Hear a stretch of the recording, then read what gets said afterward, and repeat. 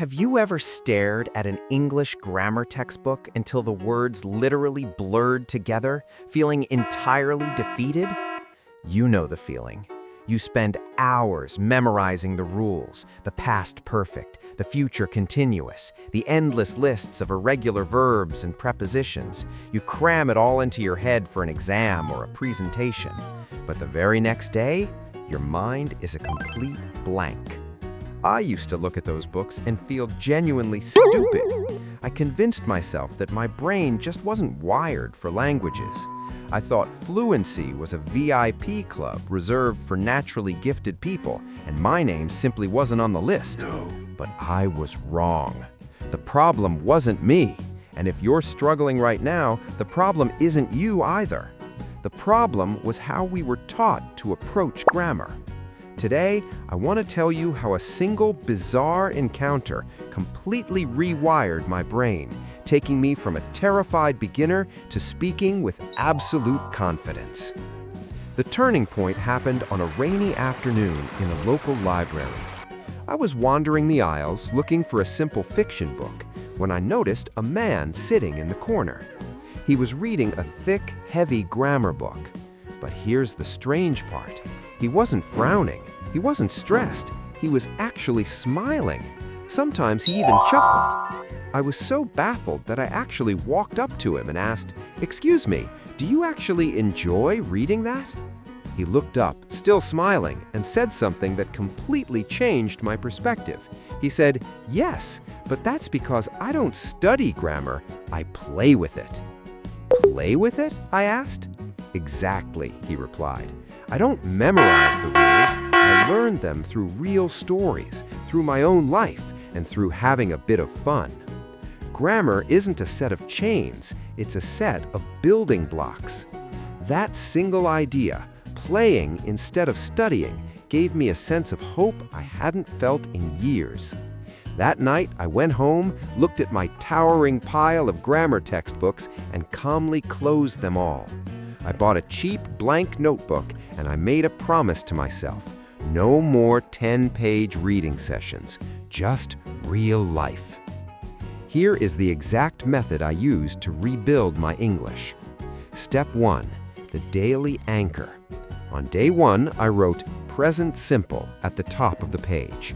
I didn't write out the rules, I just wrote 5 painfully simple sentences about my actual day. I wake up. I brush my teeth. I eat breakfast. I go to work. I sleep. It took 2 minutes and it felt effortless. Step 2, time travel. On day 2, I wrote past simple.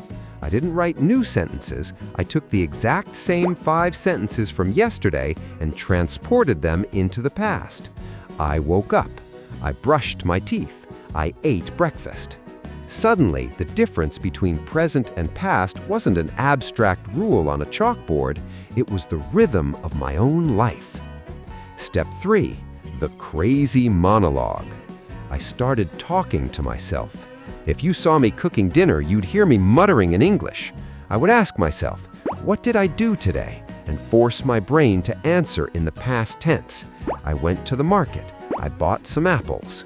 It sounds a bit eccentric, but speaking your actions aloud bridges the gap between knowing a rule and actually using it. But what about the really boring stuff? Nouns, pronouns, adjectives, adverbs, the parts of speech. Instead of memorizing definitions, I turned it into a ridiculous game.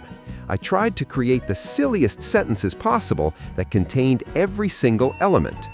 Wow, the red dog jumped on the table and barked loudly. Let's break that down.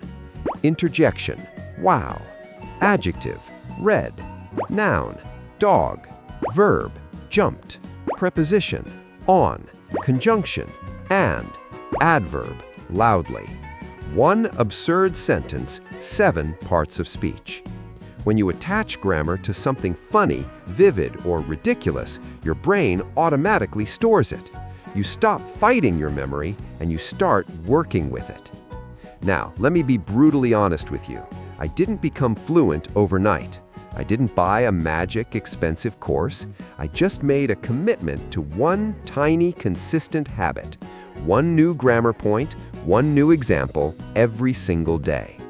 When I made mistakes, and I made thousands of them, I stopped punishing myself.